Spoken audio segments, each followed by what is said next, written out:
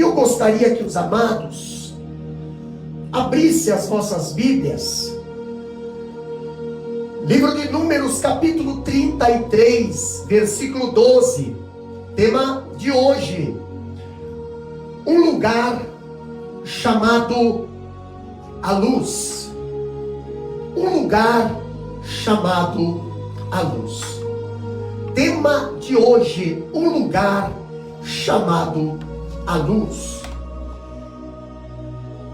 Livro de Números, capítulo 33, versículo 12. Eu creio que todos já estão com as vossas Bíblias abertas nesse momento, que diz assim a palavra do Senhor. Versículo 12. E partiram do deserto de Sim, e acamparam-se em Dófica. Versículo 13 agora. E partiram de Dófica, e acamparam-se em a luz. Amém? Meus queridos, a luz, essa estação cognominada de a luz, essa estação nomeada, ela é registrada apenas no livro de Números, capítulo 33. Ela é colocada aqui, meus queridos irmãos, sobre o significado do seu nome. O nome a luz, ele tem multiformes significados.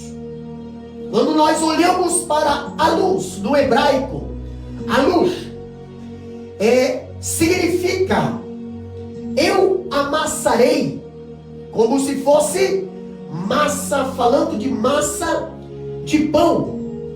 Quando nós olhamos para o significado multiforme da palavra a luz, nós vemos também significar, além de eu amassarei, como se fosse massa de pão, também tem o significado de terreno irregular. Outro significado que também temos, falando de a luz, significa multidão de pessoas. E o último, alvoroço. Então, quando falamos que o povo de Israel, no capítulo 33, versículo 12 e 13, ali fala que o povo de Israel acamparam-se em a luz. Ali nós vemos esse a luz com significado: eu amassarei, terreno irregular, multidão de pessoas e alvoroço. O Evangelho de Isaías, capítulo 64, versículo 8, nós vemos a Bíblia dizendo através do profeta: mas agora, ó Senhor, Tu és o nosso Pai, nós o barro e Tu o nosso oleiro, e todos nós a obra de Tuas mãos. Quando passamos por a luz, quando passamos por este lugar, pelo deserto, a luz, depois de sairmos de Dófica, agora estamos acampando em a luz. A luz, esse lugar encontra-se a 19 quilômetros de Dófica, encontra-se a 13 quilômetros de Refidim, e relativamente 33 quilômetros ainda para chegar ao Sinai.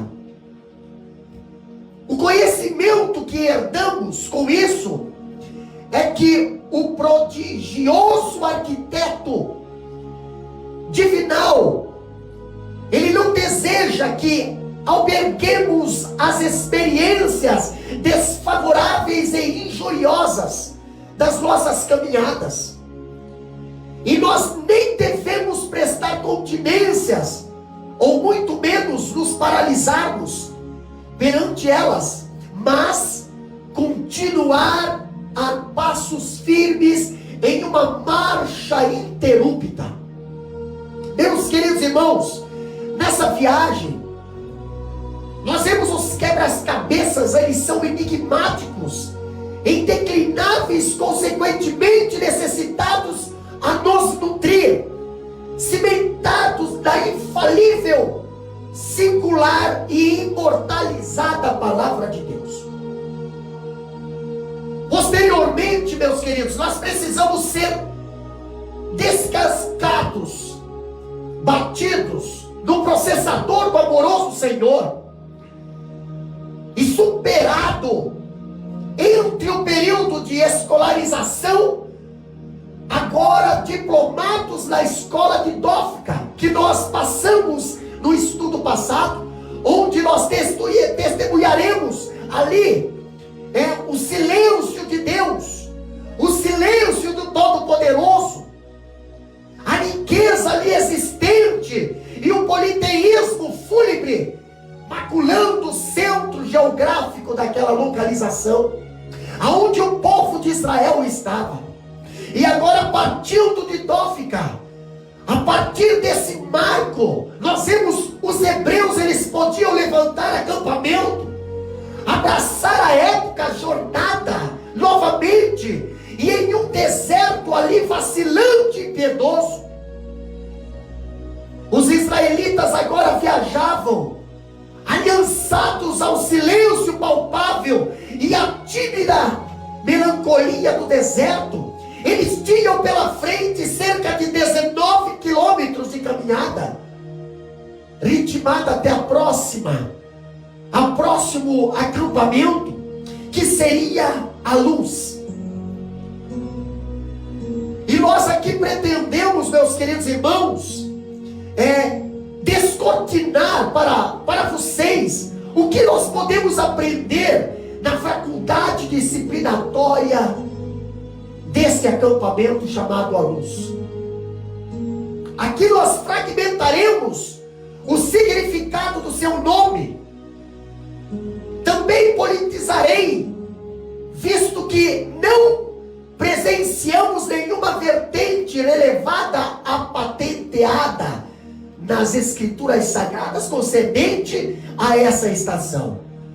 Mas nós vamos aprender algo interessante sobre esse acampamento em a luz. Quando falamos de a luz, meus queridos irmãos, nós vemos que a luz, ele significa eu amassarei. Quando consideramos que já é o final do apático e sombrio cativeiro disciplinar, o ilustre, o nosso Deus soberano, o nosso professor, sempre nos surpreende com mais algumas experiências indesejáveis, porém necessárias, inexcusáveis para a nossa elevação espiritual. Nós vemos que o ser humano, ele principalmente queria estabelecer a sua idoneidade na palavra de Deus, que oportuniza a vida, e não credenciar a fé em inspiração originária de algum prodígio sobrenatural. Para uma grande maioria, queridos, o selo de autenticidade de filiação paterna, ela ocorrerá unicamente por intermédio de um extravagante milagre. Apenas isso será capaz de certificar a legitimidade de que eles são efetivamente herdeiros da graça. Quando nós vemos o mestre da Galileia, ele publica que não é o milagre que caracteriza quem é ou não é filho de Deus. No entanto, só são os filhos de Abraão aqueles que estão determinados a amar e respirar a doce, a fabulosa palavra do exímio escrivão celestial, que pela sua maestria e escrita revolucionou o mundo. Os que foram amassados como a massa de pão nas mãos do grande padeiro celestial, que é o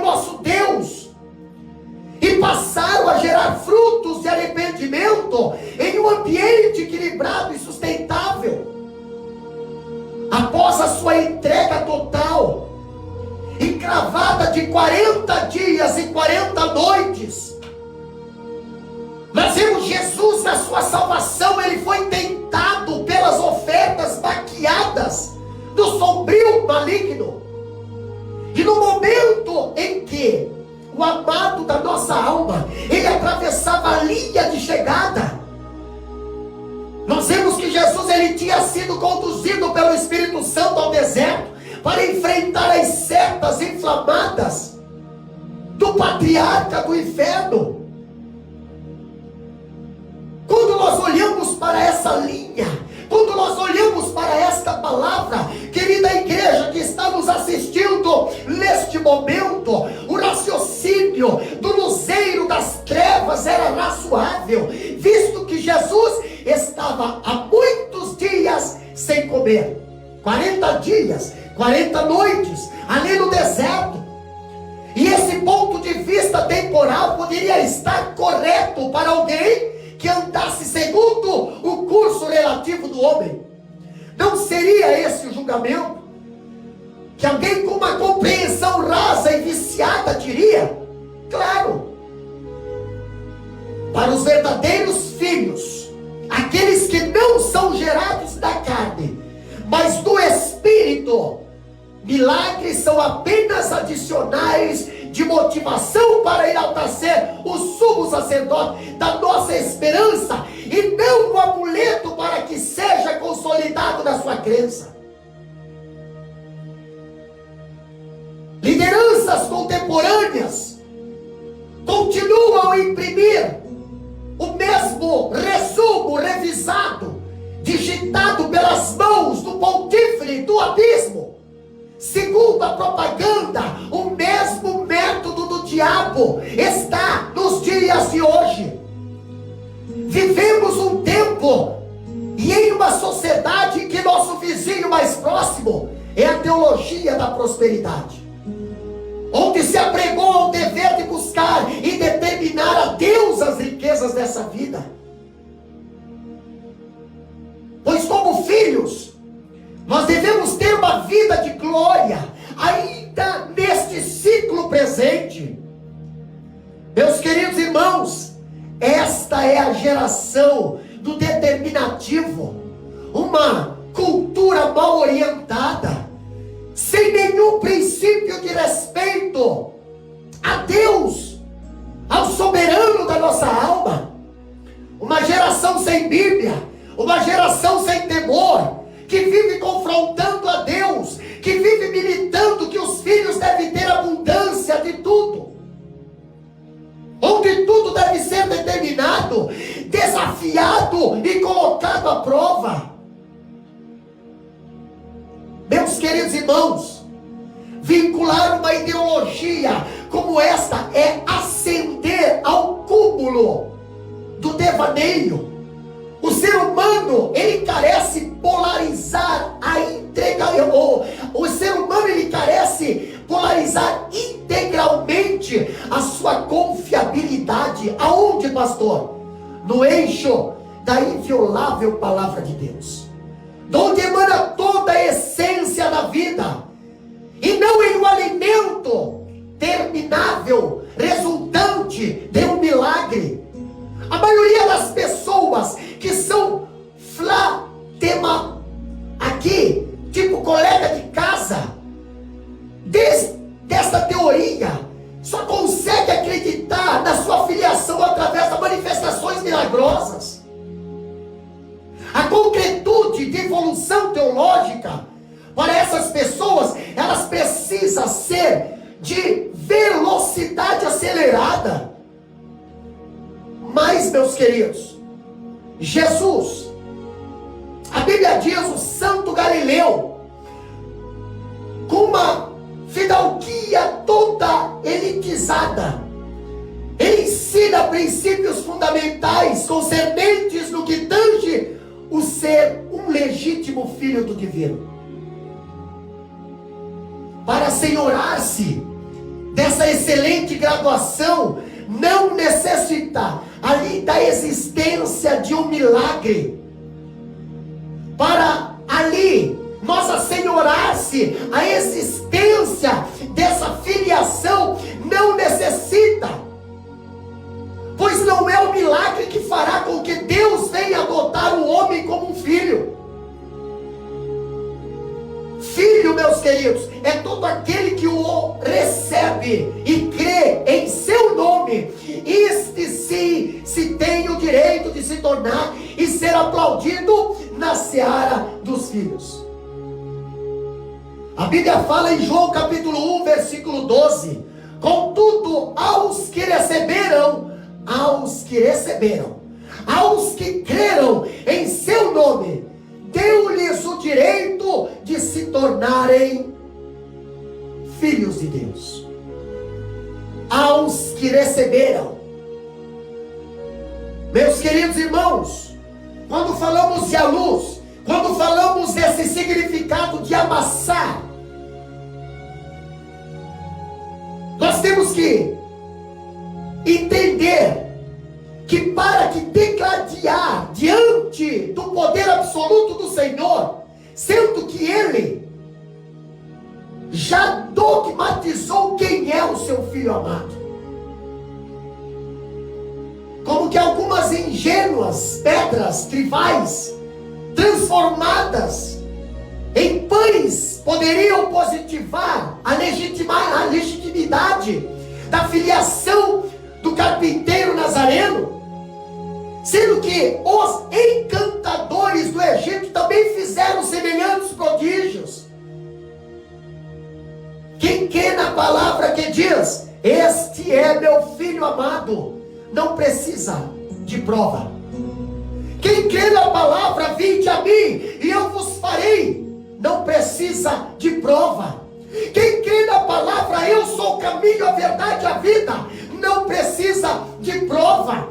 Quem crê na palavra: anda na minha presença e ser perfeito, não precisa de prova.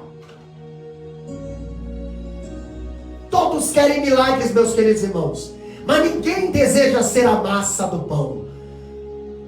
Todos querem milagre, mas ninguém deseja estar nas mãos do Senhor para ser amassado pelo soberano Criador. A Bíblia diz em 1 Coríntios capítulo 10, versículo 17, que diz bem assim: porque nós, sendo muitos, somos um só pão e um só corpo, porque todos participamos do mesmo pão. Para ser pão, precisa estar na mão do mestre. Para ser pão, precisa ser passado pela mão do padeiro. Para ser pão, precisa ser amassado, precisa ser moído, precisa passar pelo forno. Meus queridos irmãos, o pão de trigo, ele começa na escolha da semente. A semente fica armazenada no celeiro. Todos, a maioria já trabalhou numa roça.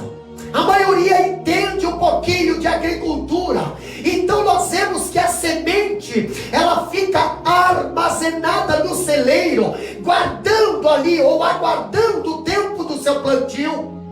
E logo após, essa semente, ela é plantada no solo. A semente, ela tem que morrer e ser enterrada, para que ao ressurgir possa dar muitos frutos. A semente precisa morrer, a semente precisa ser enterrada para nascer e dar muitos frutos.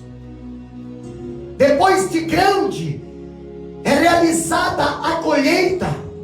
Nós vemos aqui, meus queridos irmãos, quando falamos de a luz, quando falamos desse acampamento pelo deserto e passando por a luz, acampando nesse lugar, onde significa amassado, ali nós vemos que o trigo, representando ali a semente, o trigo ele é moído para virar farinha, e finalmente chegará o tempo de amassar a massa para fazer o pão. Nós, pastor, nós, igreja, eu e você que está ouvindo aí, nós somos a massa nas mãos de Deus, e é para deixar a massa no ponto perfeito indispensáveis algumas coisas. Primeiro, sal. Sal é indispensável para que o pão fique no ponto. Água é indispensável para que o pão fique no ponto. E farinha é dispensável para que o pão seja feito. E um pouco de azeite, precisa ter azeite para que o pão fique no ponto. Esses são os ingredientes que Deus usa para nos fazer prosperar. Em Êxodo capítulo 29, versículo 2, ali a Bíblia diz: com a melhor farinha de trigo, sem fermento, faça pães e bolos amassados com azeite e pães finos untados com azeite. Oh, aleluia! Que nós possamos fazer parte desta massa, que nós possamos fazer parte deste pão, que nós possamos ser amassados pelo Senhor, que nós possamos ficar no ponto, tendo azeite, tendo sal, sendo farinha, sendo amassado. Aleluia! Louvado seja o nome do Senhor, o nosso bendito Salvador. Ele disse que nós somos o sal da terra e não o sal na terra. Tem muitas pessoas confundindo quando Deus fala: vós sois o sal da terra, querendo ser o sal na terra. Não, meus queridos irmãos, o que o nosso amável Redentor queria dizer é que todos os seus seguidores não pode ser insípido, pois isso anula os parâmetros divinos, pois somos o protótipo do sal da terra. Não, e sempre devemos permanecer salgados, e Deus sempre usará um pouco de sal para preparar a massa. Quando a Bíblia diz: nós somos o sal da terra e não o sal na terra, o sal da terra. Pastor, também temos aqui a essência, a essencialidade, além do sal, mas a essencialidade da água para preparar a massa. Temos aqui, pastor, a água para nos converter em uma boa e plausível massa, pastor, pois toda massa precisa de água. O mestre, nosso Jesus querido, em sua fala temperada, ele disse que quem crê nele, ele falou: rios de água viva jorraria em seu interior. Esse era o tempo da comemoração das cabanas. Essa festa, meus queridos irmãos, exteriorizava a sorrateira jornada percorrida por Israel durante 40 anos ali no genérico deserto, quando o enigmático Moisés, com movimentos refinados e ali debaixo da vertente sobrenatural do trono celestial, ele tirou água da rocha para o povo beber. E nessa ocasião tinha-se por hábito realizar a cerimônia litúrgica da água, quando um cético liderado por um sacerdote, ele deslocava-se até o tanque de Siloé, e um jarro de ouro era enchido de água, conduzido imediatamente ao templo. Era prática espalharem esta água sobre todo o altar, seguindo de uma forma graciosa, alinhado ali o coral que enchia o santuário com tanta inspiração, graciosidade, salmodiando ali os salmos 113 a 118. E o mais fantástico de tudo isso, meus queridos, era que este evento, ele sinalizava também a promessa da volta do Messias anunciado. Quando a Bíblia fala em João capítulo 7, versículo 37, ela diz bem assim, no último e mais importante dia da festa, Jesus levantou-se e disse em alta voz: Se alguém tem sede, venha a mim e beba. Jesus se levantou, Jesus deu a oportunidade, não para dar uma água que todo mundo estava bebendo, uma água terrena, não, mas uma água, a água que mataria a sede eternamente. Meus queridos, o nosso adorado Salvador, em todo tempo, com muita sabedoria, e arrebatado por um reflexo de satélite e magistral de 360 graus, com uma postura humilde, discreta e doce, irradiava paz, irradiava nobreza, de modo similar a uma majestade.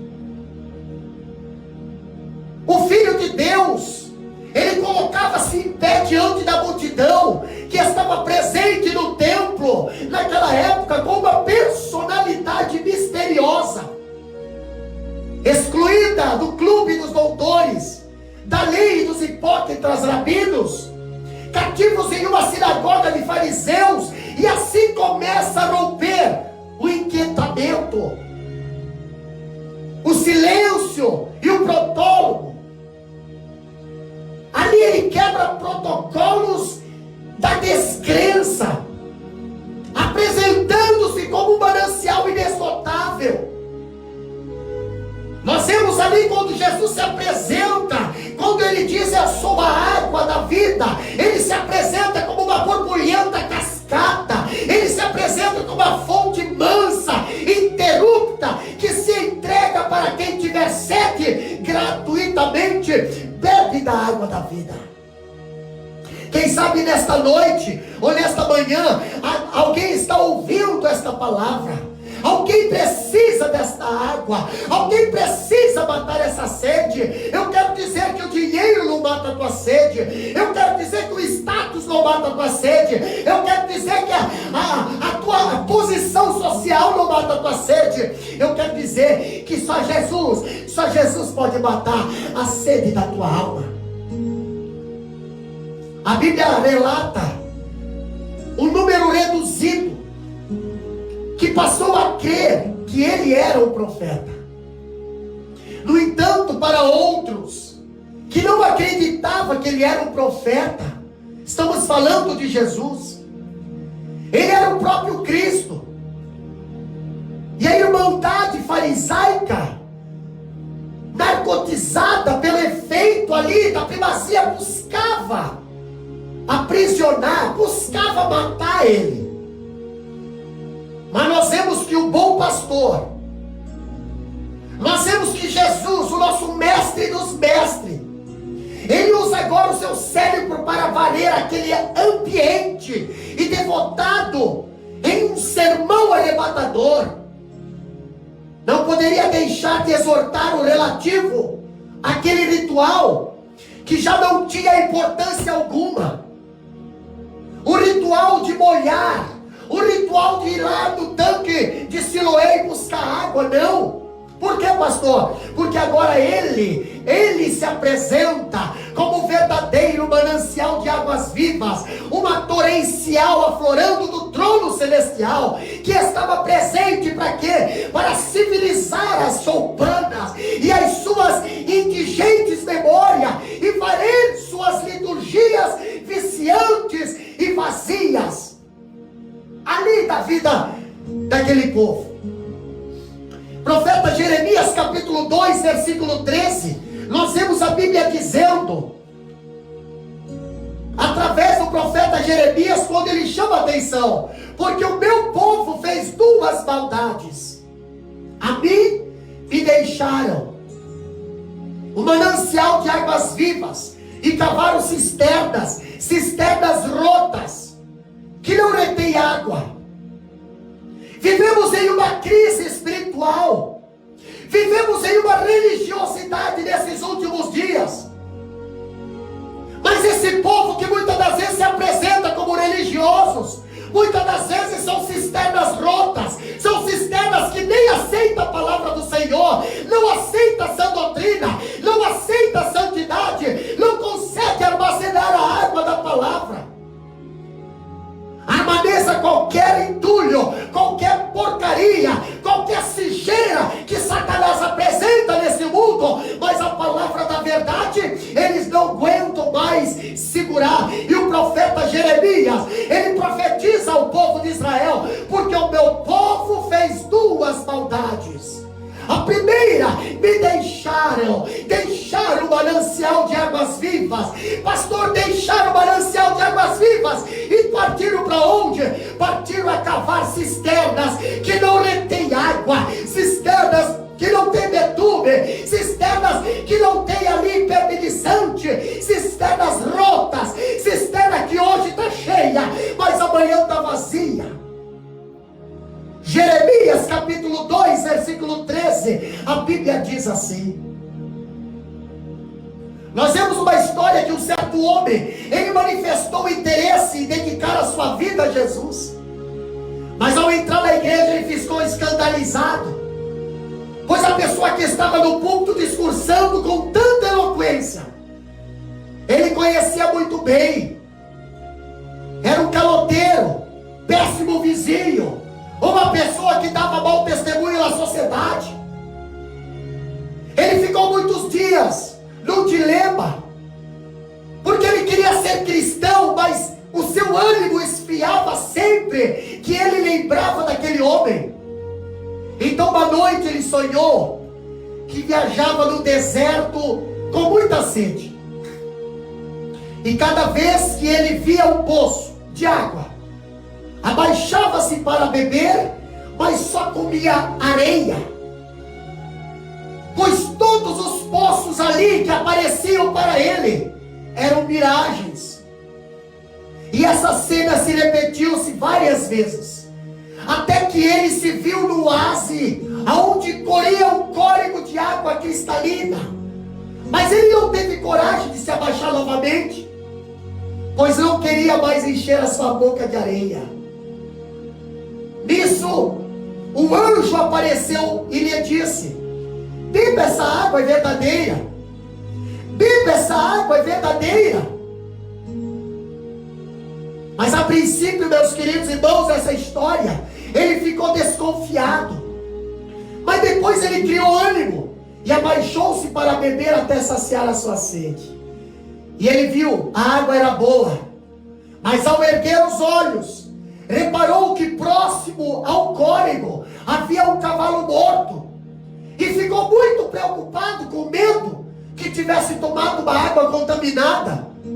Porém o anjo confortou: não fique preocupado, essa água é a palavra de Deus.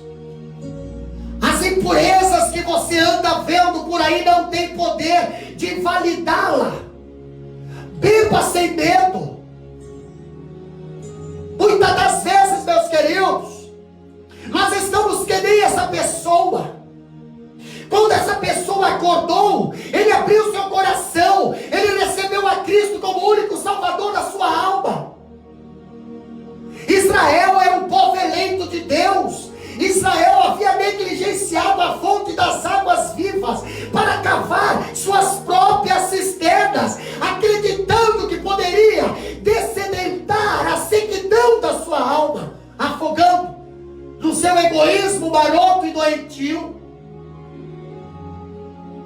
No entanto, meus queridos, eles degustaram em uma cruzada visceral o silêncio da resposta, o desespero da dor. Foi isso que o povo de Israel experimentou quando deixaram de beber da cisterna de Deus e começaram a cavar a sua própria cisterna rota.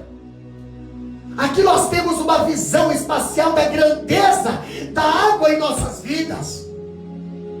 Meus queridos irmãos, amada igreja, querido ouvinte que está nos ouvindo, Cristo é um carboso e majestoso oceano, sempre harmonioso para banhar nossas emoções e inundar a nossa alma. Somos a massa nas mãos do Pai, somos as massas na mão de Deus, e a base da massa do pão é a farinha. A base da massa do pão não é o joio. A base da massa do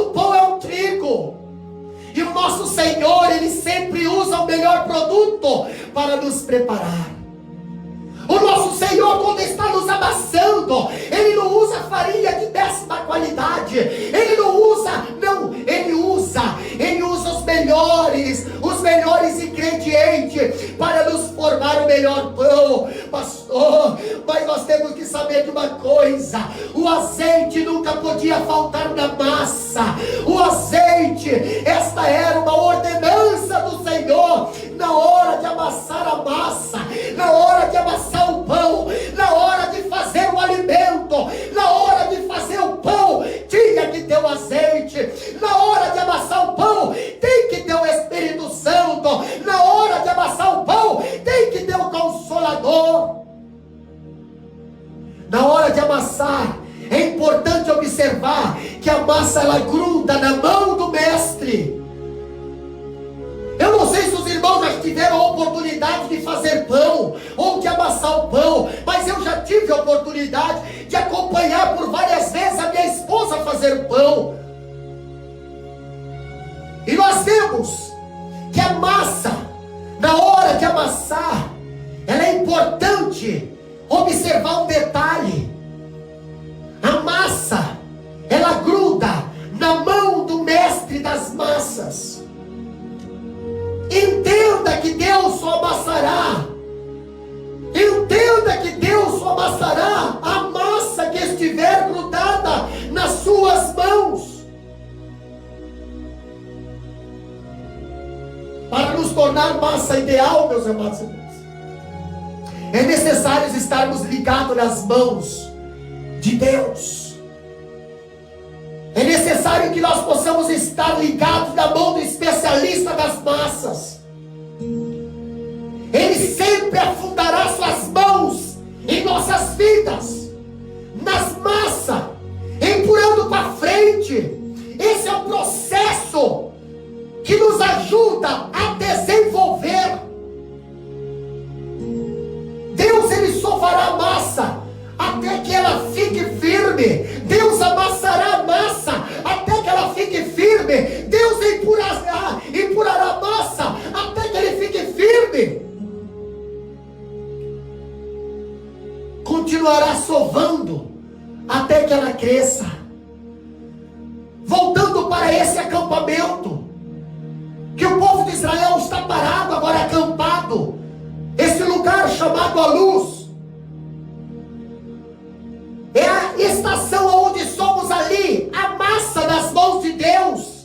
É onde Deus nos amassa, é onde Deus ali coloca o azeite, é onde Deus ali acrescenta a farinha, é onde Deus ali coloca o sal. Assim somos nós nas mãos de Deus. Meus queridos, que estão nos ouvindo, compartilhe essa live. Alguém precisa ouvir essa palavra. Eu quero dizer para você, meu querido irmão, que são as provas que determinam a veracidade de alguém. E através das provas ali que demonstramos o nosso caráter. É através da prova que Deus vê se somos ali fortes ou não. Muitos têm desistido da prova. Muitos têm fugido da prova. Quando queremos saber se alguém é honesto ou sincero, temos que colocá-los em prova. Se você tiver um pedaço de metal dourado em suas mãos, ou um pedaço de ouro, aparentemente, mas vamos falar do pedaço de metal dourado, aparentando ser ouro, mas você não sabe se é ouro ou não. Isso não será suficiente para saber se em verdade ali é ouro ou não. Aí é necessário que haja uma investigação apurada para comprovar os fatos. E como é que eu vejo, pastor, se esse metal é ouro ou se esse metal é imitação? Por que, pastor? Porque na maioria das vezes é apenas uma cortina de fumaça. Ou seja, na maioria das vezes é apenas um crente alarme falso. Na maioria das vezes é apenas uma pessoa mascarada. Na maioria das vezes é apenas uma pessoa que vive de aparência. Qualquer metal camuflado pode ser passado por ouro facilmente.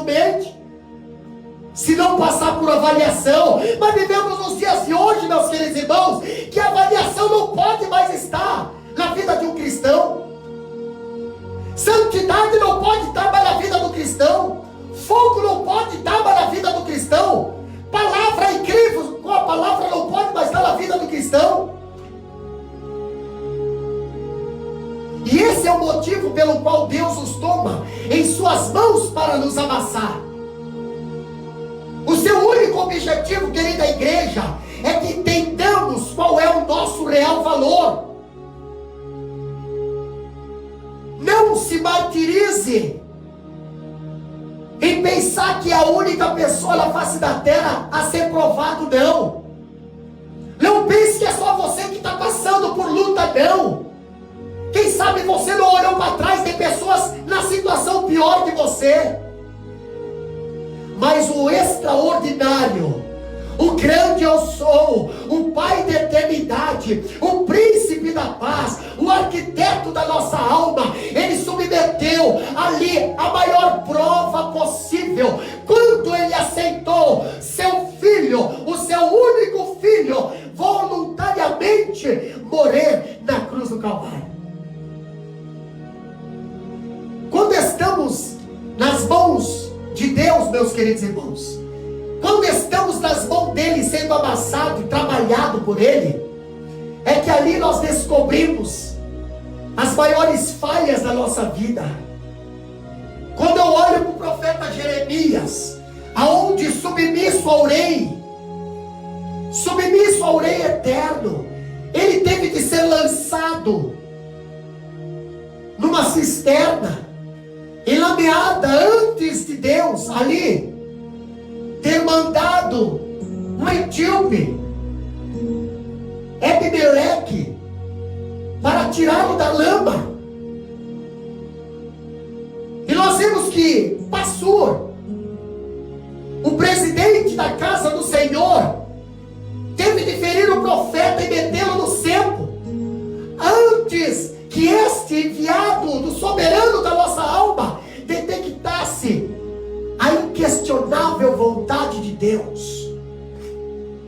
Quando eu olho para a Bíblia, em Jeremias, capítulo 20, versículo 12, a Bíblia diz bem assim, ó: Tu, pois, ó Senhor dos exércitos, que provas o justo, e vês os rins e o coração, permite que eu veja a tua vingança contra eles, pois já te revelei a minha causa.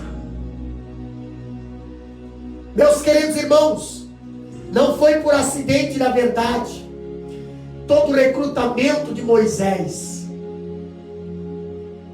Foi uma cuidadosa operação psicológica, criada para estabelecer um elo de amizade entre ele e o povo hebreu. Ali, sob circunstâncias normais, eles nunca completariam uma relação assim. Muitas das vezes Deus permite certas circunstâncias, querida igreja, que nós passamos determinados, amassados nas mãos do Senhor, para que nós possamos ter experiência com Ele, para que nós possamos ter mais intimidade com Ele, porque em circunstâncias normais nós nunca chegaríamos a ter. Ele é o nosso catedrático gabaritado, e o Pai genial que recebe ali o enrolado filho da lama com um braço aberto, que faz emudecer os seus olhos. O nosso bondoso Deus, meus queridos irmãos, Ele deseja continuamente que nós tenhamos uma estadia harmoniosa, uma estadia saudável nesse intervalo de vida que nós estamos vivendo aqui nessa terra. Ele sempre terá ao seu dispor as provações para ajudar-nos a crescer, para que você possa maximizar ali todo o seu vigor moral, físico, intelectual a favor do seu reino. Meus queridos irmãos, quando eu olho para o livro de Tiago, capítulo 1, versículo 2, a Bíblia diz bem assim, ó, Tiago fala: meus irmãos, tende grande gozo quando caíres em várias tentações. Engraçado que normalmente quando enfrentamos uma prova, nos sentimos derrotados, nos sentimos abatidos, nos sentimos com timbre de voz e cansado, caminhar arrastado. Quando nós enfrentamos uma prova, nos sentimos sem nenhuma vontade de festejar. Mas nós temos que olhar para a Bíblia. Segundo o conselho do pastor Tiago, deveria ser ao contrário. Pois que esse é o grande momento da parte de Deus para que nós possamos nos alegrar. Quem já recebeu um convite de algum amigo para um churrasco em comemoração às muitas lutas, provas que já atravessou? Quem já recebeu um convite de algum amigo para fazer uma festa, porque está passando por crise, porque está passando por um momento difícil? Um amigo que chegou para você e disse: meu amigo, meu irmão,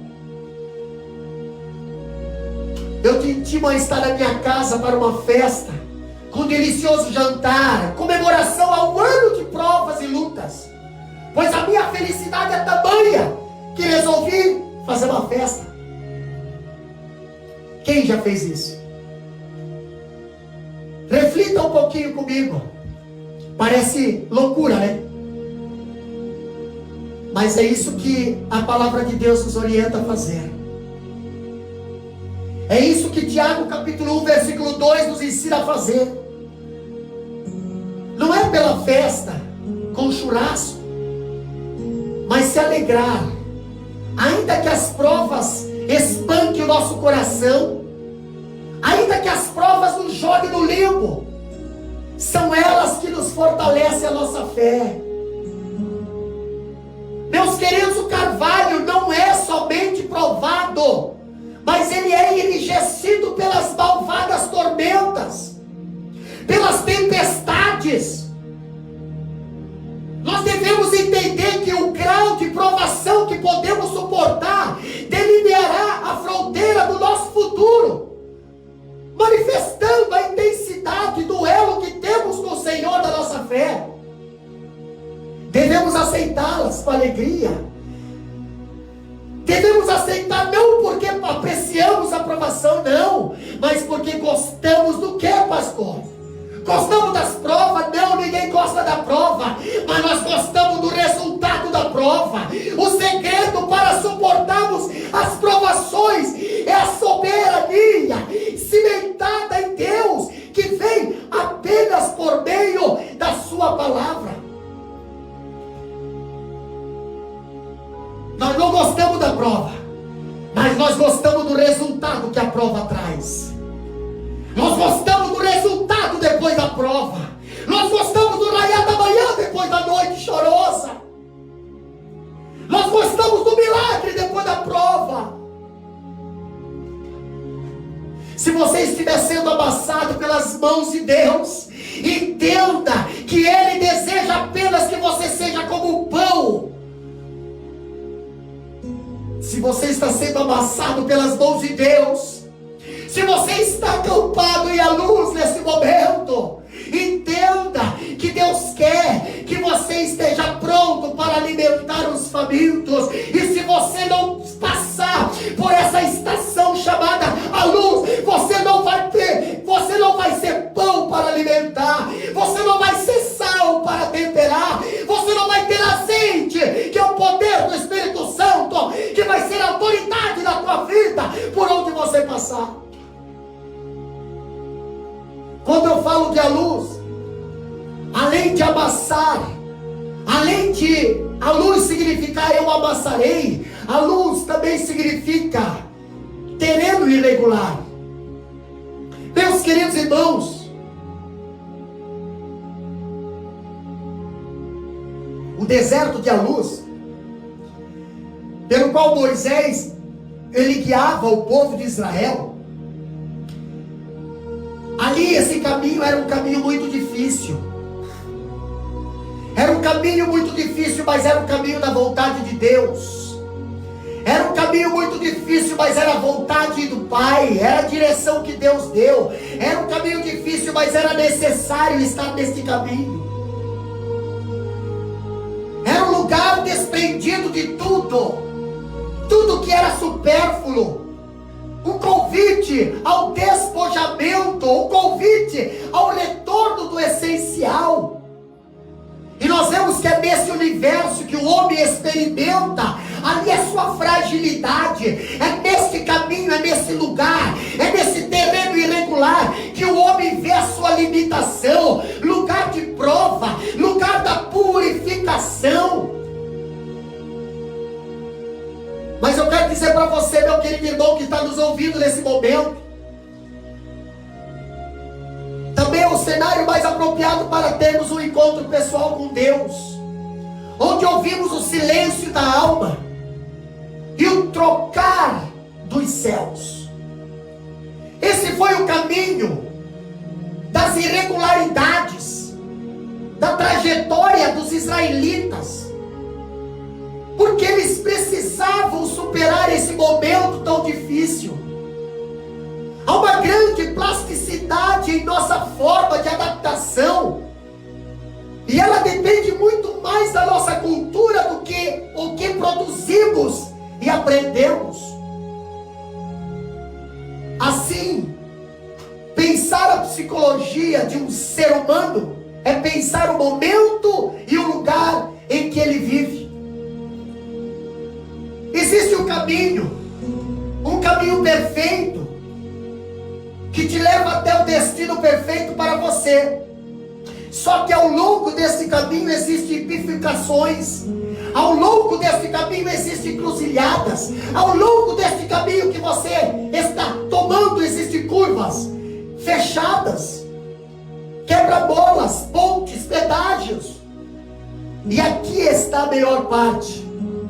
Você pode ir por onde você quiser.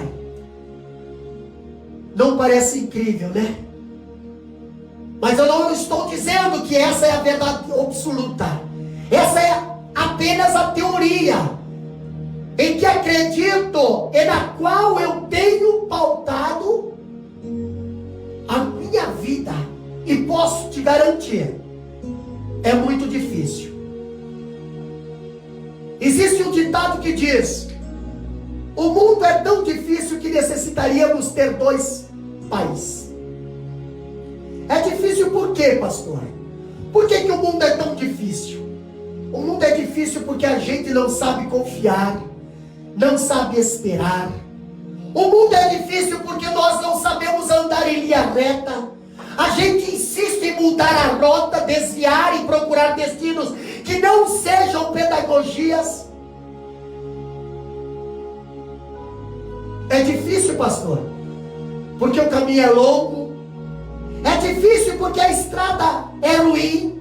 E nós muitas vezes não estamos dispostos a tentar.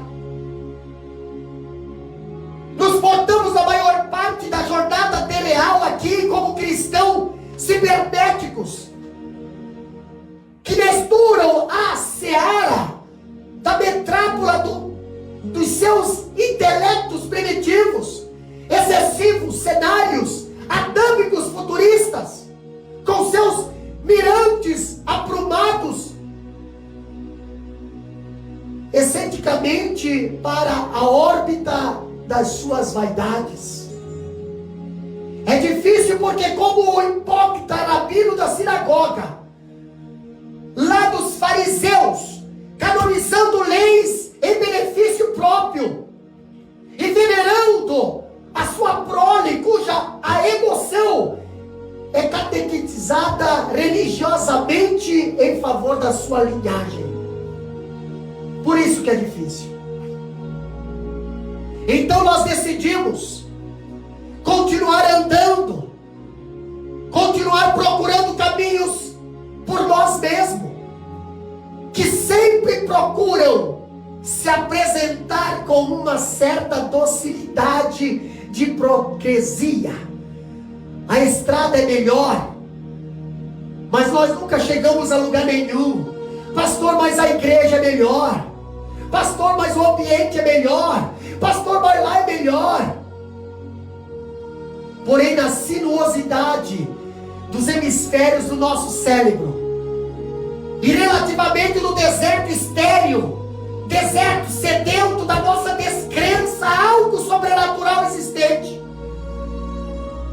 Algo sobrenatural existente dos céus que tonifica, oxigena e caracteriza o coração do homem, que reconcilia a alma com o Deus, permitindo-lhe transitar pelos trilhos da salvação. A Bíblia fala em Jeremias capítulo 10, versículo 23. Eu sei, ó Senhor, que não é do homem o seu caminho, nem do homem que caminha ou dirigir os seus passos.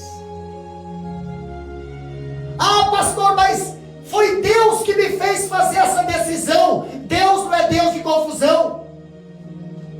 Ah, mas eu senti porque Deus, eu precisei de uma resposta. A resposta de Deus não vai contra a palavra, não vai contra o princípio, não vai contra a santidade. Existe um provérbio vulgar, de sentido metafórico, que diz bem assim, ó: todo caminho leva a Roma, porém o caminho da cruz nos leva ao céu. Há muitas pessoas, meus queridos irmãos, que vivem transitando por esse caminho de irregularidades, sem esperança, sem destino, uma estrada de pura solidão, felicidade, porque vivem sem o amparo do Senhor. Israel, quando nós falamos desse acampamento em Aluz, Israel estava em um caminho nada convidativo, pois quando nos encontramos em caminhos como esse, sentimos a felicidade nos abandonar, cansados e com sede, descrentes das bondades do Pai, não criam mais. Podia-se ver a face deles cansada, abatida, carregada de insatisfação. Mas pastor, estamos no deserto. Sim, essa era a atitude do povo de Israel. Esse era o percurso que essas pessoas jamais esqueceriam. O caminho de altos e baixos, com poeiras, pedras, buracos. Mas às vezes, meus queridos, Deus nos permite viajar por caminhos semelhantes a este, onde nos sentimos sós. Deus nos permite caminhar por a luz, terras irregulares, aonde nos sentimos abandonados, invadidos pela infelicidade. Por que, pastor? Por que sentimos esse abandono? Por que sentimos essa infelicidade?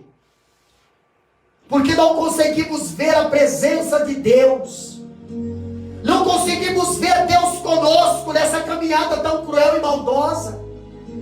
Mas só pelo fato de nós não conseguir ver, não quer dizer que Deus não está.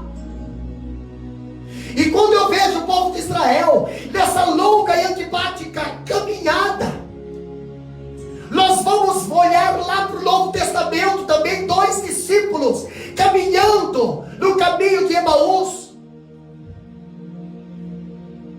reclamando, dizendo que sem ele seríamos abatidos pelo caminho. Quando tentamos seguir sem a presença do Mestre, quando tentamos seguir sem a presença de Deus, nós vemos que sem Deus nós começamos a pensar coisas erradas pelo caminho. Meus queridos irmãos, a Bíblia fala em 1 Coríntios capítulo 15, versículo 33, não te deixe enganar, não te deixe enganar, as más companhias corrompem os bons costumes. Muitas das vezes é na hora do deserto, é na hora da prova, que você muitas das vezes, em vez de olhar para Jesus, em vez de você caminhar conversando com Deus, você começa a olhar para o lado, você começa a olhar para a falha do teu irmão, você começa a olhar para a atitude, você começa a olhar para defeito. O povo de Israel agia assim. E por isso que Deus permitiu eles passar por a luz ali interna para ser amassada. Eles passaram por terreno irregular, porque no terreno irregular que você vai ver a sua fragilidade, que a sua casa também tem telhado de vidro.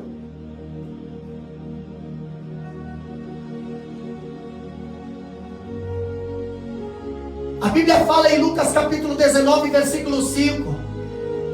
E quando Jesus chegou àquele lugar, e olhando para cima viu e disse-lhe: Zaqueu, desce depressa, porque hoje me convém pousar em tua casa. Zaqueu era um homem que precisava ter um encontro com Jesus. Zaqueu era um homem que desejava ter um encontro com o Senhor. Mas ele teve que superar alguns desafios. Ele teve que ser amassado ali. Ele teve que entrar no terreno irregular. Ele teve que subir num sicômoro, numa figueira brava. Ele tem que descer do seu orgulho para a humildade diante do Senhor. A Bíblia fala em Eclesiastes capítulo 2, versículo 26. Ao homem que o agrada, Deus recompensa com sabedoria, conhecimento e felicidade. Quanto ao pecador, Deus o encarrega de ajuntar e armazenar riquezas para entregá-las a quem o agrada. Isso também é inútil, é correr atrás do vento. Quando passamos por a luz, meus queridos irmãos, nós vemos também a luz, além de representar, eu amasso, além de representar terreno irregular, agora também representa multidão de pessoas. Pastor, Israel ele estava vivendo o tempo de a luz. E olhando para esse significado, a luz, multidão de pessoas, Israel ali estava vivendo um período obscuro, solitário, onde o povo se sentia excluído, flutuando no deserto. Nesse lugar, ali a multidão foi um grande obstáculo diante dos projetos de Deus. A multidão tentou dissuadir os planos do Senhor com reclamações e murmúrios. E quando olhamos para Israel, ali à luz, nós vemos que às vezes a multidão pode ser um grande adversário na vida daqueles que desejam servir a Deus. Como no caso de Zaqueu. Zaqueu, ele queria ver Jesus, mas a multidão o impedia. A multidão não conseguia deixar. O pequeno coletor de imposto ali estava incrivelmente decidido a quê? A conhecer a Jesus. E mesmo convicto da sua indigna e miserável vida, ele estava realmente motivado a ver o mestre da Galileia, que estava caminhando por aquela região. Mas ele sabia que tinha um preço a pagar. Ele sabia que tinha um sacrifício a pagar. Zaqueu tinha alguns desafios a serem superados. E o primeiro desafio seria a sua pequena estatura.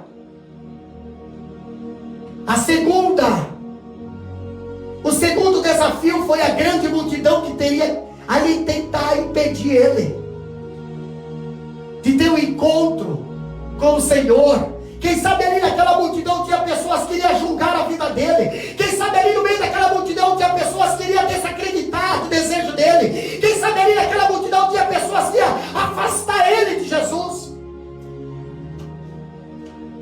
Mas eu quero irmão que está nos ouvindo, o homem sem Deus é sempre muito pequeno diante de uma multidão raivosa, encarniçada, que fará de tudo para coibi-lo de encontrar o seu Salvador. E Zaqueu era uma pessoa ali, de pequena estatura, porém ele não desistiu da sua missão. Ele correu adiante, subiu numa figueira brava,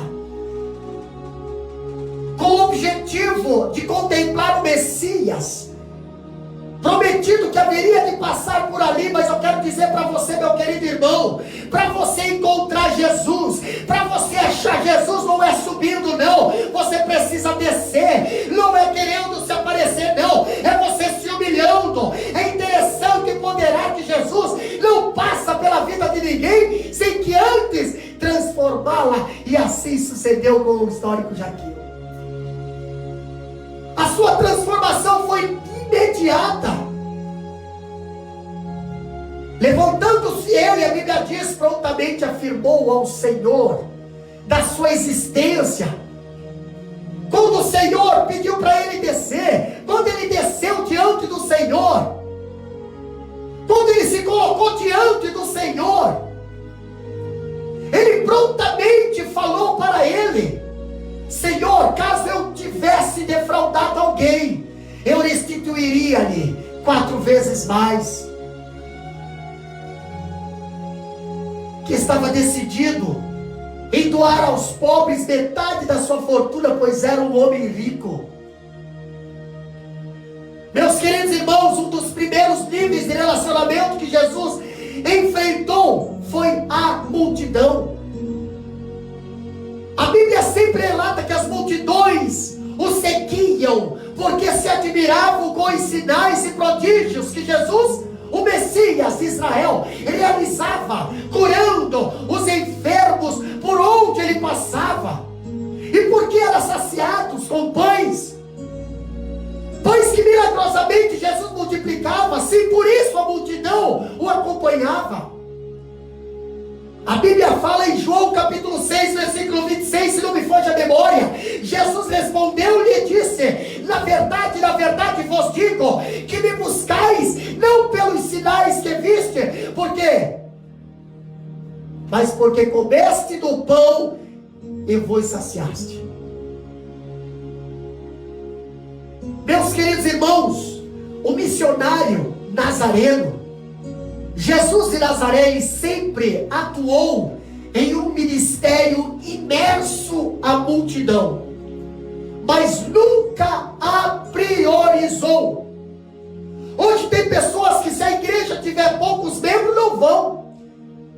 Hoje tem pessoas que só frequentam, só cultuam se a igreja estiver cheia, só pulam, só dão glória a Deus se a igreja estiver cheia, só falam em mistério se a igreja estiver cheia, só cantam se a igreja estiver cheia.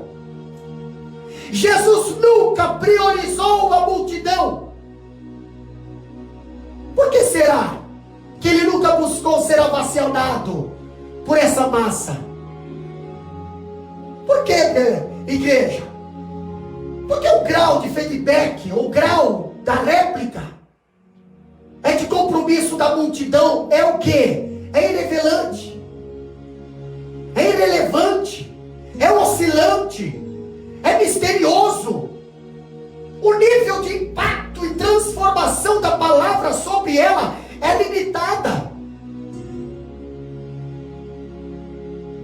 Quando eu vejo Jesus, ele a todo momento deu prioridade aos vínculos profundos que tinha com seus discípulos. Pastor, e a multidão? A multidão não tinha compromisso com Jesus.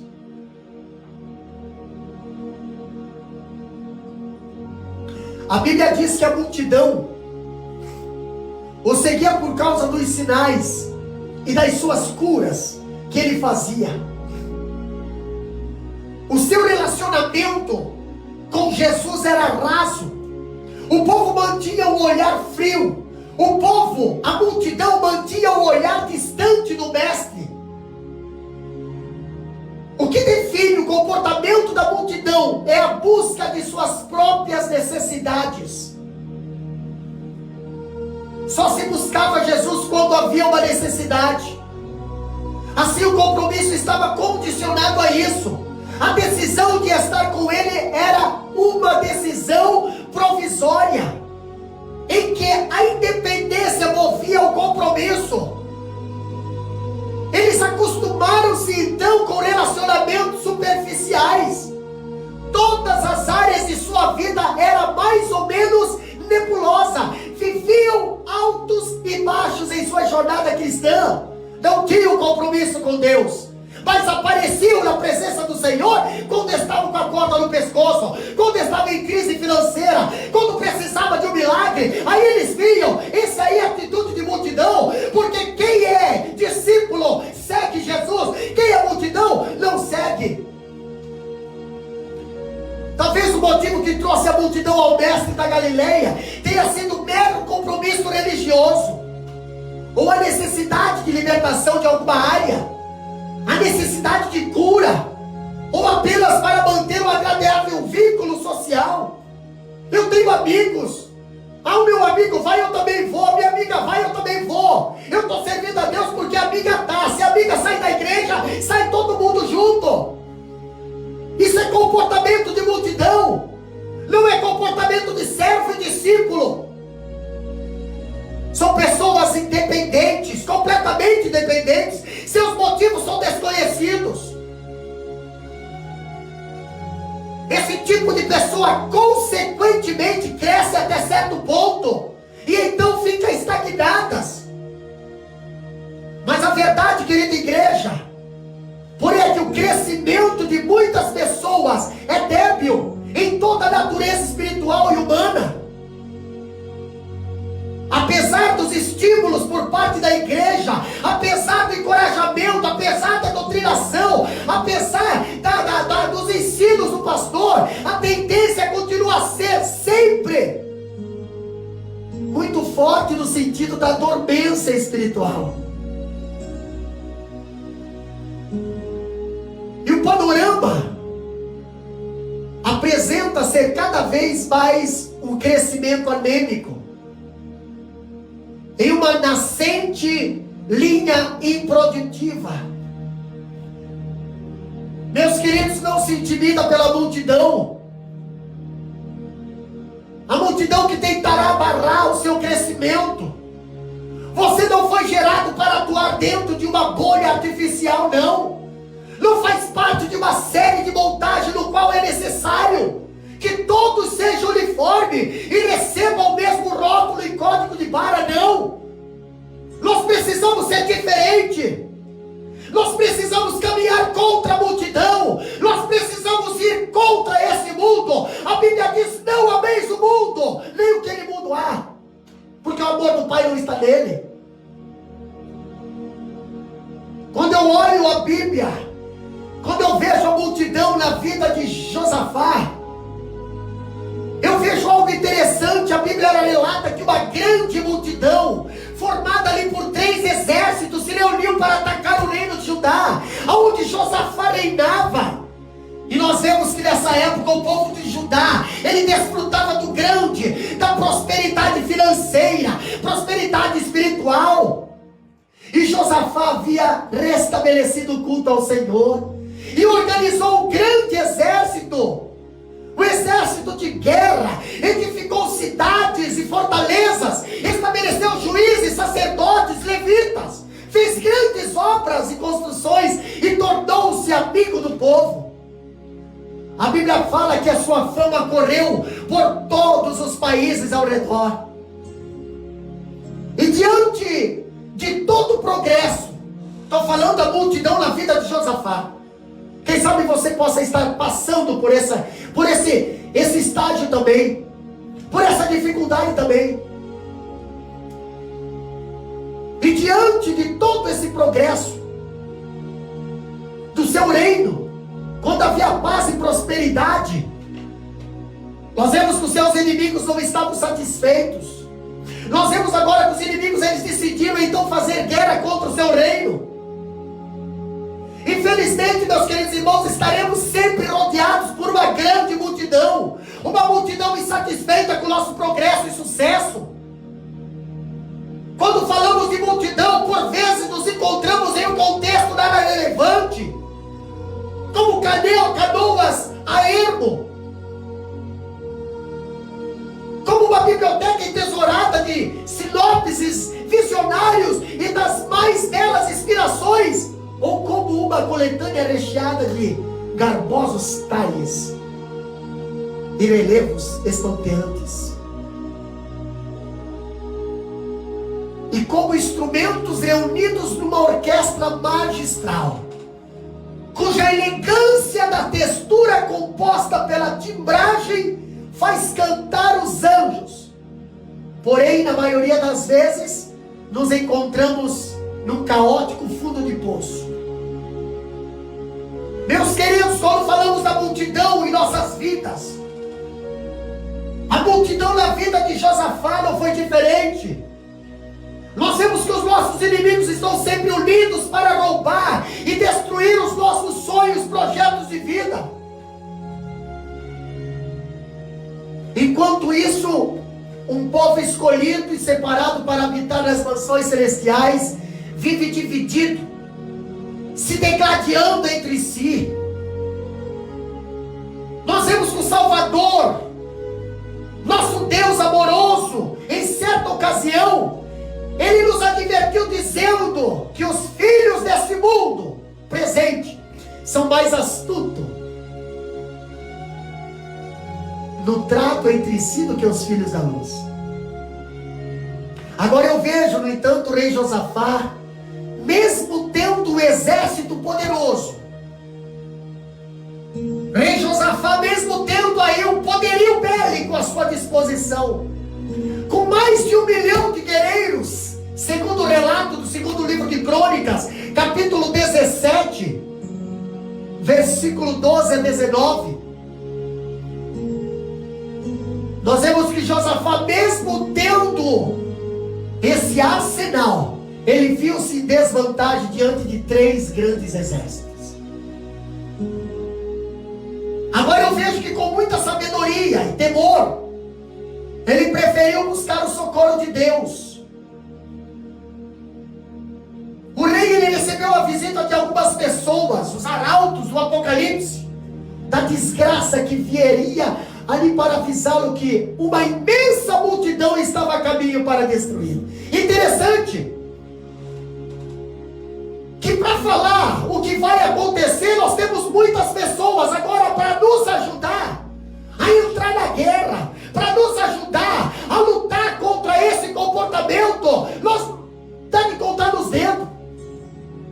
Josafá também teve essa infelicidade.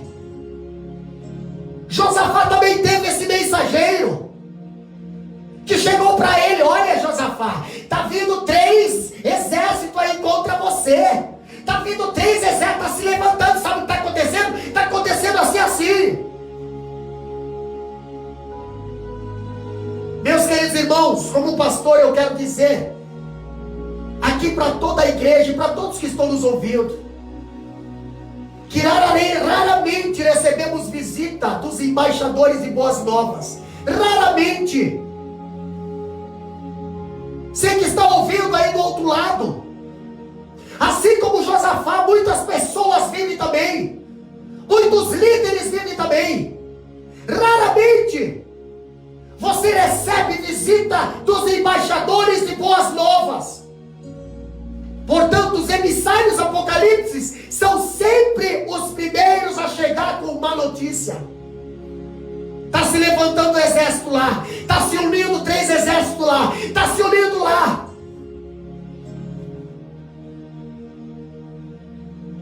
Interessante que essas pessoas, elas nunca trazem uma notícia com uma proposta de solução. Não, do contrário. A enfática catástrofe é sempre irreversível. Cai sempre como uma bomba. É a bancada do terrorismo que atua na esfera psicológica dentro das igrejas nesses últimos dias.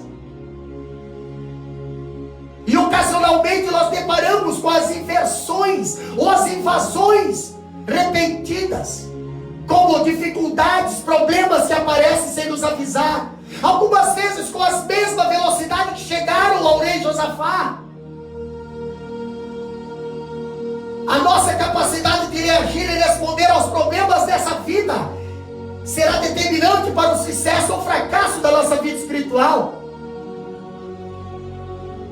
E nós vemos aquele mensageiro chegar para ele, Josafá, dizendo: uma grande multidão se aproxima de forma implacável, com a missão de destruir, saquear e acabar com o reinado daquele que, mesmo não sendo perfeito, havia executado boas coisas em seu reinado. Buscando a Deus de todo o coração, removendo os ídolos, as seras do meio do povo de Deus.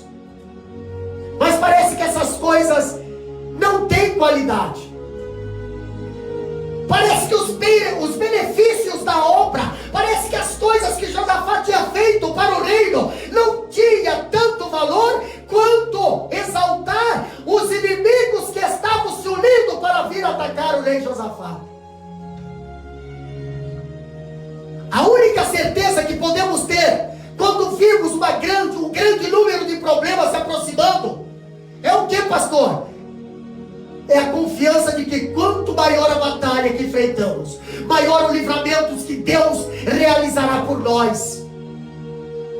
E eu vou através da Bíblia, 2 Crônicas capítulo 20, versículo 3, ali a Bíblia fala bem assim: então Josafá temeu e pôs-se a buscar ao Senhor e apregou Jesus a todo a ajudar. E nesse momento, meus queridos irmãos, querida igreja, compartilha essa live. É nesse momento que o cristão espiritual se destaca daquele que circula segundo o curso humano, pois o cristão natural, ele fica enreado com o sofisma do medo. O cristão espiritual, ele revida o medo com a sua fé. A fé, ela não tem a sua gênese na lógica.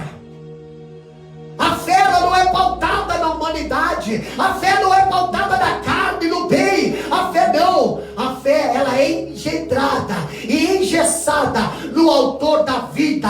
A fé, a nossa fé, não é a fé doentia. É uma fé em Cristo Jesus. A fé que o cristão verdadeiro tem não é a fé fingida, mas é a fé na qual a avó e a mãe de Timóteo tenha. Aquela fé, a fé que remove montanha, a fé que cura o doente, a fé que sabe que Deus está no controle desta obra.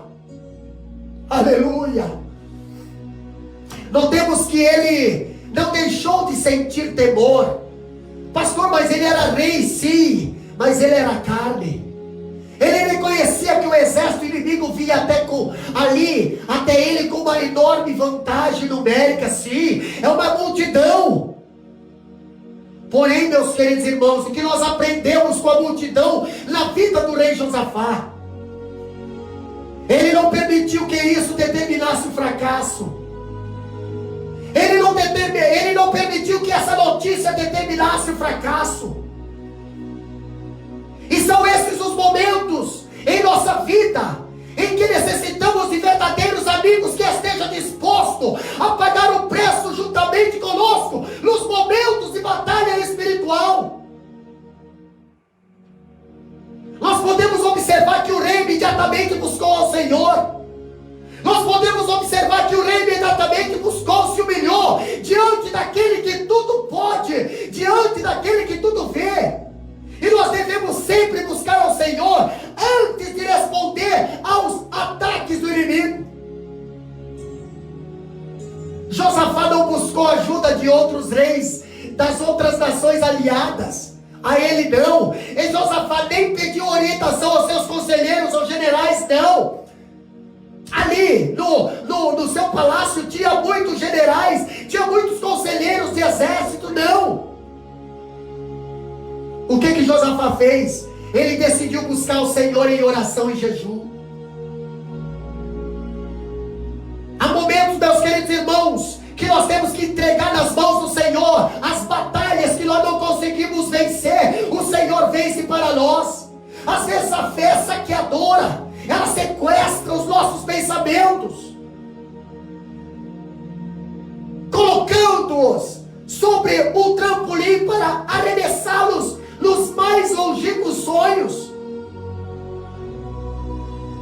Diríamos talvez que é ilógico um drama dessa natureza, mas quando a nossa fé, ela está cimentada ali no autor da vida, tudo pode renascer, tudo é possível para aquele que crê. A Bíblia fala: se creres verás a glória de Deus. Meus queridos irmãos, nós aprendemos com o rei Josafá que quando a situação é difícil e parece impossível, nós devemos tomar o caminho da oração, o caminho do jejum, pois existem certas situações que só se resolve através desses meios.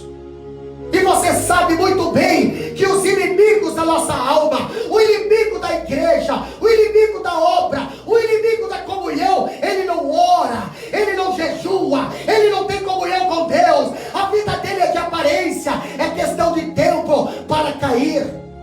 Mas quem tem vida de oração, quem tem comunhão com Deus, quem tem ali a comunhão com o Pai, não cai não, meus queridos irmãos. Não se tratava de uma fé utópica, muito menos de uma falsa percepção da realidade. Era o temor humano buscando a fortaleza divina. E quando isso ocorre, quando o homem busca a resposta de Deus, quando o homem busca a direção de Deus, Deus se levanta do seu trono para enviar a vitória aos seus filhos que clamam. Meus queridos, Josafá, ele decidiu esperar o conselho de Deus antes de qualquer ação bélica. Por que Josafá decidiu esperar, meus queridos irmãos? Porque ele sabia que lutar sem o respaldo do grande general, ele sabia que lutar sem o general estar na frente, ele iria lutar sozinho. Então ele preferiu esperar. Josafá, mesmo em meio ao desespero, Josafá, ele confiou no nome poderoso do Senhor. A Bíblia fala em 2 Crônicas, capítulo 20, versículo 5. A Bíblia diz: pôs-se Josafá em pé na congregação de toda Judá e de Jerusalém, na casa do Senhor, diante do pátio novo. Olha um grande segredo para nós aprendermos aqui, meus queridos irmãos. Não existe outro lugar para se obter resultados bons e verdadeiros do que se colocar na casa do Senhor, distante do patamar humano. Todo o povo de Judá estava atento às palavras de Josafá, em pé, ou seja, a postos de prontidão na casa do Senhor. Nós devemos nos dispor, nós devemos estar de pé diante das dificuldades para que Deus venha agir sobre a nossa causa. O momento de permanecermos prostrados é somente quando estamos implorando o favor de Deus, uma vez que adquirimos a fé e recebemos as estratégias suficientes para sair a peleja. Nós devemos estar de pé. Nós devemos deixar de lado os discursos de derrota, as queixas infundadas. Nós devemos estar de pé e deixar de lado as exigências infantis e desrespeitosas. As exigências que muitas das vezes nós faz, desrespeitando de respostas do bondoso Senhor das nossas almas, do porquê dos levantes dos inimigos contra nós. Engraçado que fazendo isso, Só desvendamos a verdadeira face da vida quando temos uma verdadeira e sincera conexão com Deus. Quando Josafá, meus queridos irmãos, ele entendeu que era hora de centrar a sua oração em Deus e na sua e não nos seus problemas, ele colocou-se em pé. Ele proferiu uma das orações mais centradas de Deus em toda a Bíblia. E nós vemos que a Bíblia Sagrada, as páginas sagradas, elas relatam que o Espírito do autor da criação, ele desceu no acampamento dos israelitas, no meio da multidão, e apoderou-se de Jaziel, filho de Zacarias, o levita da linhagem de Asaf. Meus queridos irmãos, se você tiver curiosidade de descobrir quando uma igreja é grande, basta frequentar o culto de domingo, basta frequentar o culto de sábado, basta frequentar o congresso. Você vai ver e vai descobrir como uma igreja é grande. Agora, se você deseja conhecer uma igreja de comunhão, poder e comprometimento, frequenta os cultos de oração e ensino da palavra. Essas são as igrejas. Esses são os povos.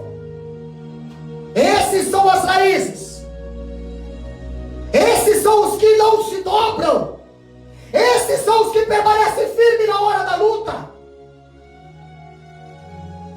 Sempre que deparamos com dificuldade e provações, independentemente do número da multidão, clamarmos por auxílio de Deus,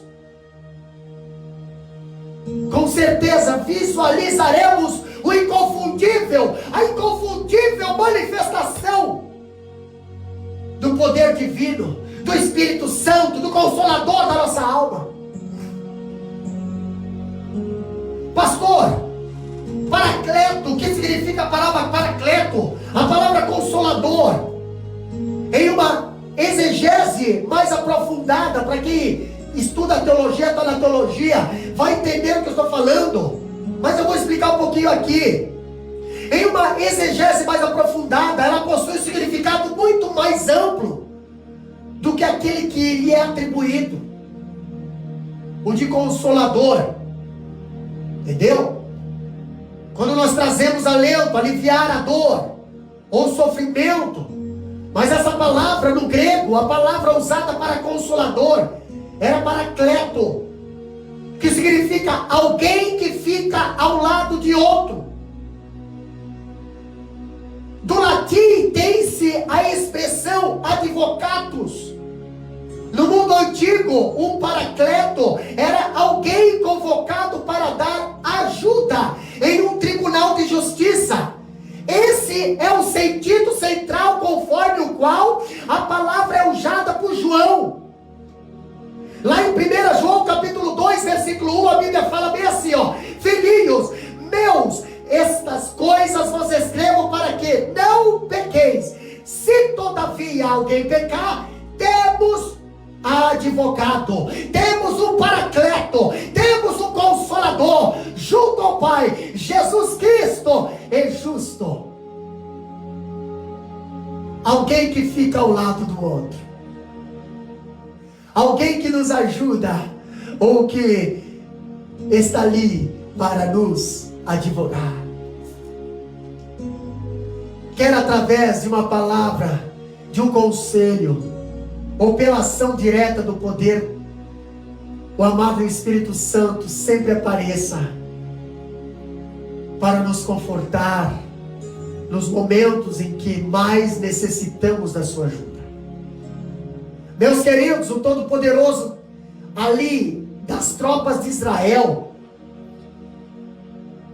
ele desde os céus, o grande general,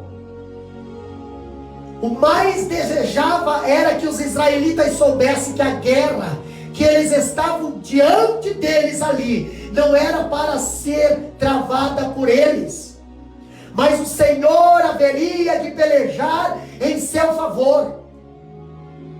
A recompensa de Deus para a nossa vida não está apoiada em uma carta magna, platonicamente humana, dos fatos, uma adulteração do espírito, uma vassalabajulação à educação dos impulsos democráticos da alma contemporânea, mas sim em uma sensível obediência, numa fé inabalável e em uma conduta de caráter substancial diante de um Deus poderoso. 2 Crônicas, capítulo 20, versículo 17, a Bíblia bem fala bem assim, ó: nesta batalha não tereis que pelejar, postai-vos, ficai parados e vede a salvação do Senhor para convosco. Ó Judá e Jerusalém, não temais nem vos assusteis, amanhã saíres ao encontro, porque o Senhor será convosco.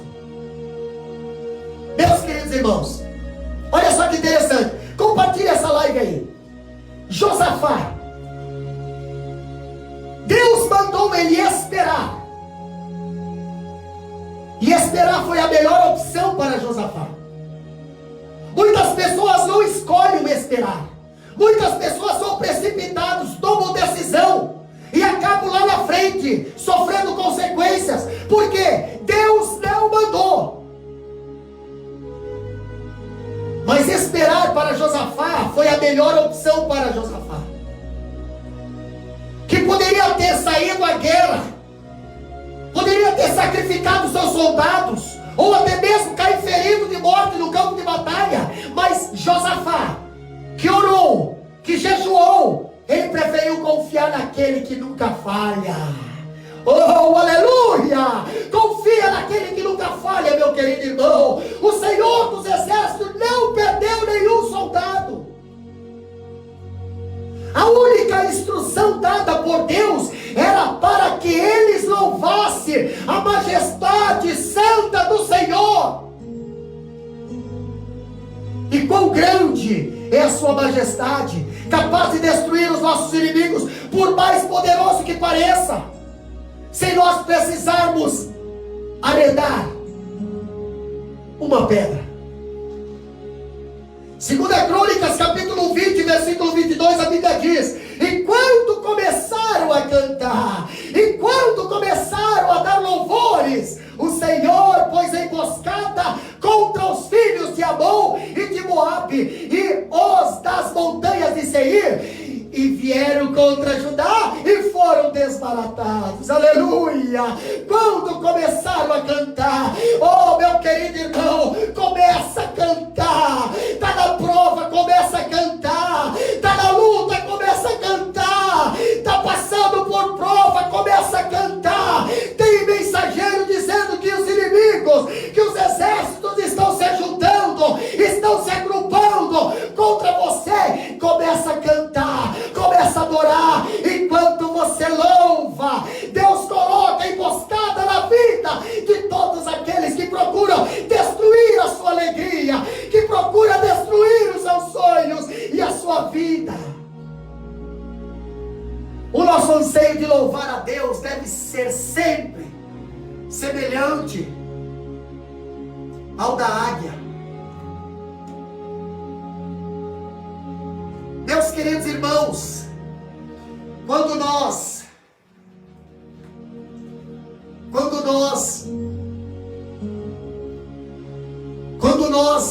o nosso anseio de louvar a Deus, ele é semelhante ao da águia, de uma visão precisa, de uma visão espacial, que plana no fundo do céu, porém sempre acima da trivial expectativa humana. A águia nunca voa debaixo da tempestade.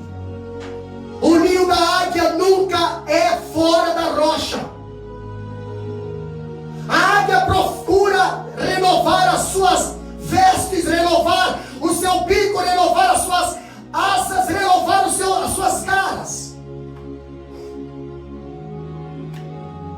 Mas voltando para Josafá, não foi o louvor que derrotou o inimigo, mas foi Deus através do louvor.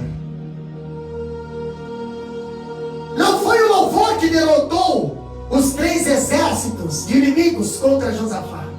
Não, foi Deus que derrotou através do louvor.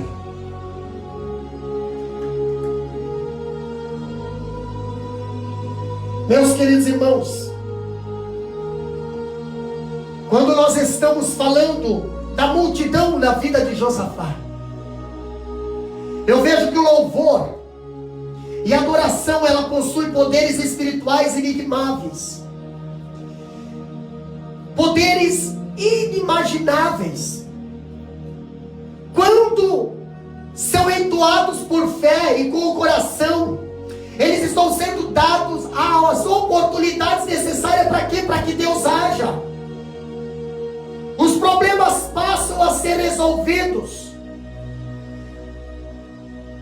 E quando louvamos, os nossos problemas, eles ficam em primeiro plano, no altar de Deus. E depois sim, no plano material e visível. É que nesses momentos, a terra, meus queridos irmãos, o mundo e o ser humano, eles estão sendo esquecidos. E Deus, em sua infinita misericórdia, sua doce graça, seu eterno amor, Ele está sendo lembrados. O mestre do amor nos ensinou na prática que mesmo antes de grandes tragédias, senão no meio delas, nós podemos louvar.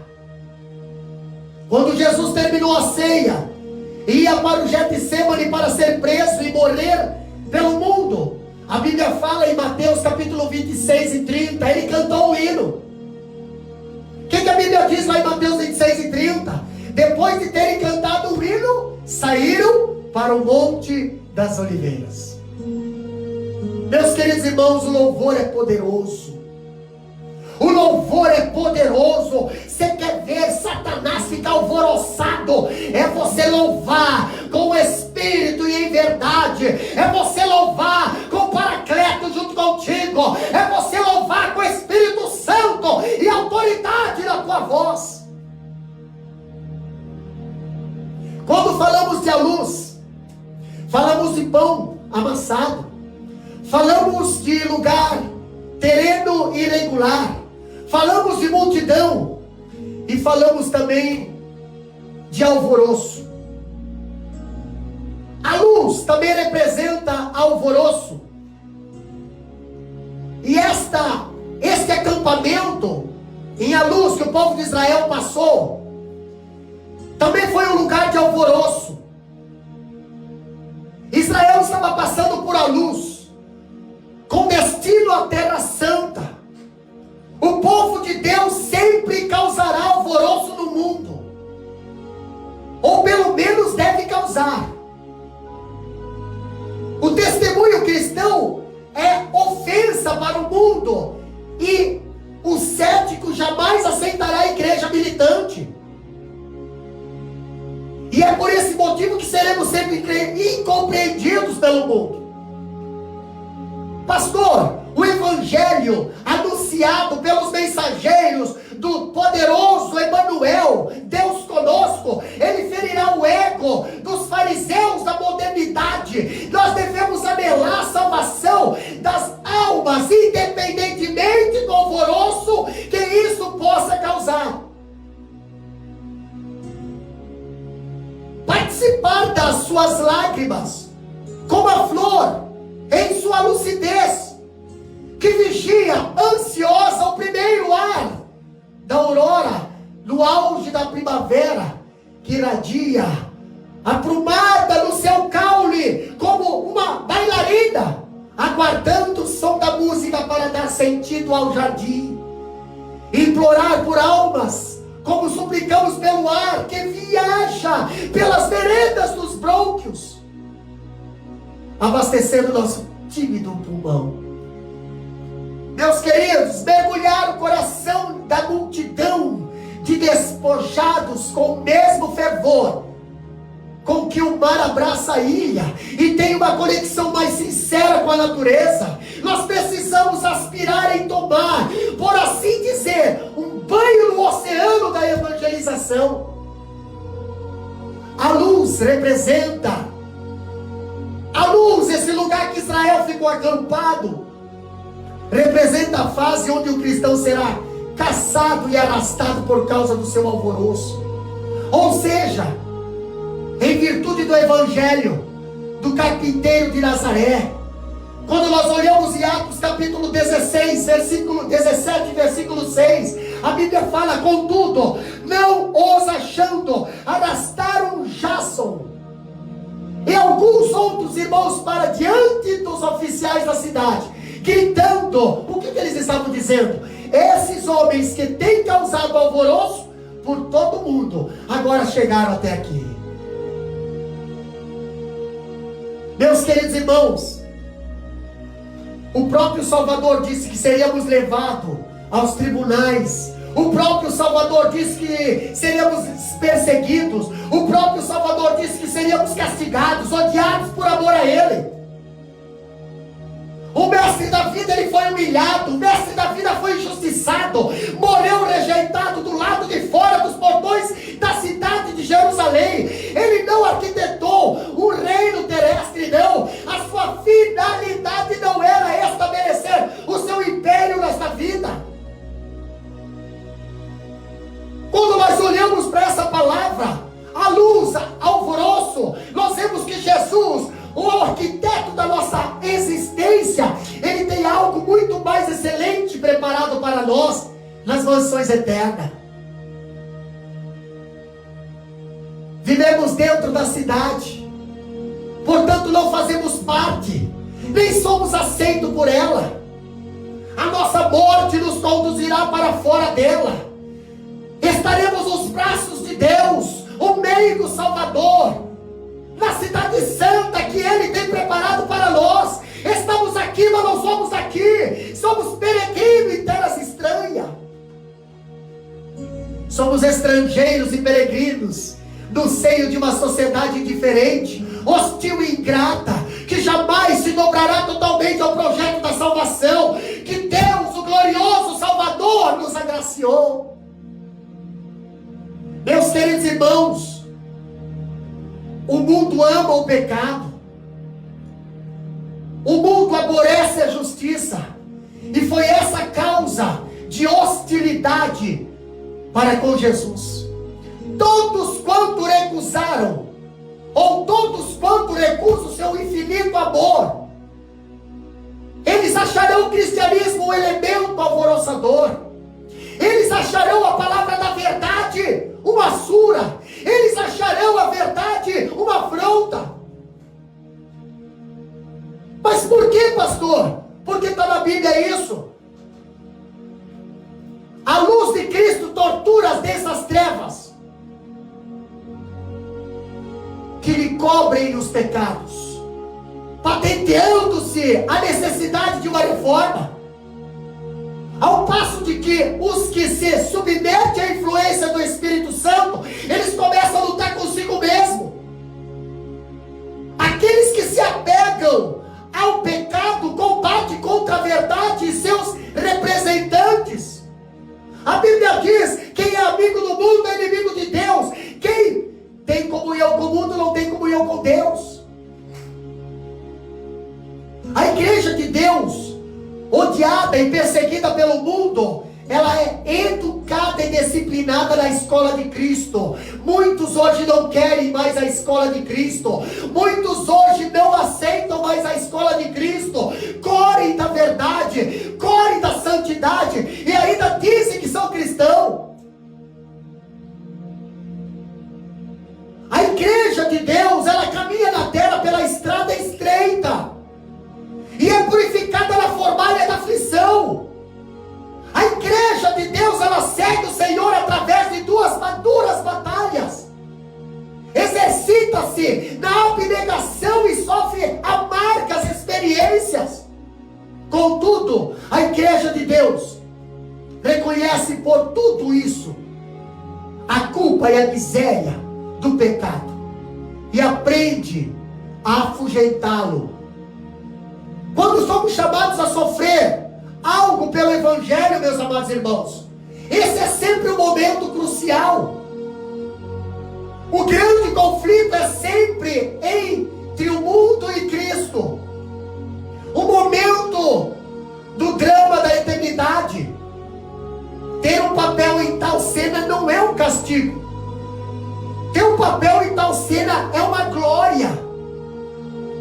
Que o movendo Todo-Poderoso, que a glória de Deus, o Deus da nossa salvação, Ele culmine o núcleo da nossa alma. Alegremos-nos neste momento. Jesus falou: estais contentes.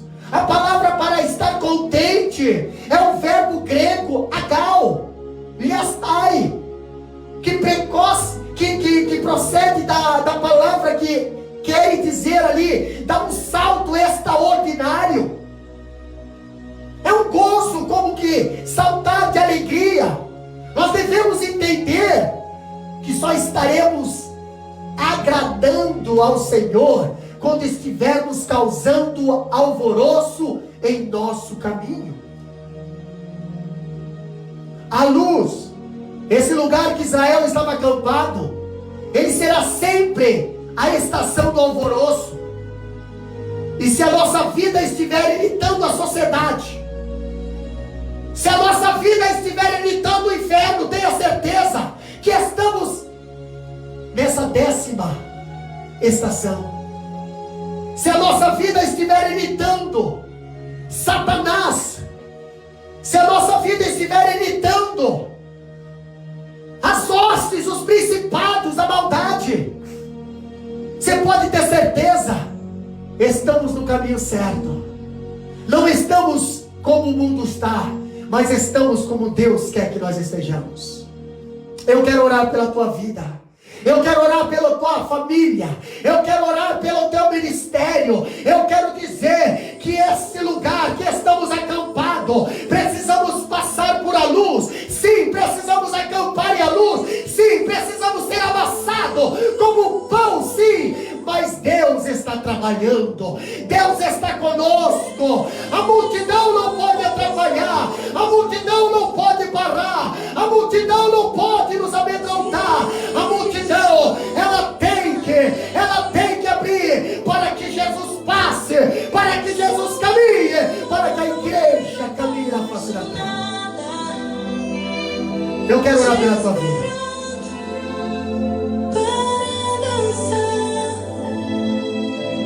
Amado Deus, eterno Pai, Espírito Santo de nossa alma, nesta noite nós, Senhor, estamos aqui, Pai, aprendendo um pouquinho da tua palavra, Senhor, neste acampamento, Pai, a luz.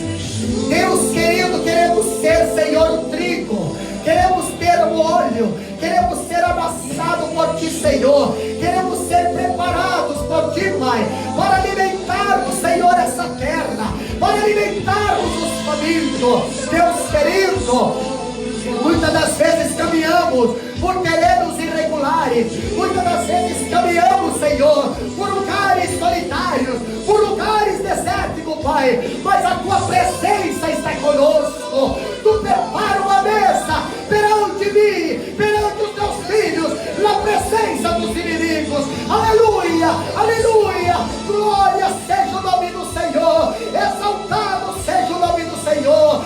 Nesta noite, Senhor, adoração, exaltação e louvor para Ti, Pai, porque Tu és o nosso general, Tu és o nosso Senhor dos senhores, Tu és aquele que nunca perdeu batalha, Senhor. Pai, me encontro, Senhor, de cada vida que está assistindo neste momento, que está aí de mão levantada, sim, Pai querido, Pai querido, que as Tuas guerras, que os seus conflitos, que os seus problemas sejam, Senhor, resolvidos, Pai. Entra com providência, entra no hospital, entra na penitenciária, entra na casa de recuperação, entra naquela família que está à beira da separação. Entra, Senhor, no coração do drogado, no coração do viciado. Vai no encontro, Senhor, do desanimado, do desviado, trazendo para a tua casa, Pai, renovando as suas forças. Pai querido,